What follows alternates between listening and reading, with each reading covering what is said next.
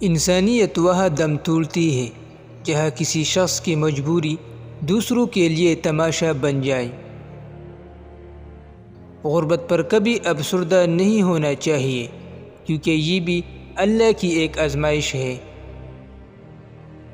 موم بتی کو آخر میں معلوم ہوتا ہے کہ اسے ایک ایسے داغے نے ختم کر دیا جسے وہ سینے میں چھپائی ہوئی تھی۔ وابستگی ایسی اور اتنی ہی رکھے کہ قابل برداشت ہو، کیونکہ انسان اکتاتے بہت جلد ہے۔ دنیا کی سب سے مہنگی چیز بھروسہ ہے، جسے کمانے میں سالوں اور گنوانے میں چند سیکنڈ لگتے ہیں۔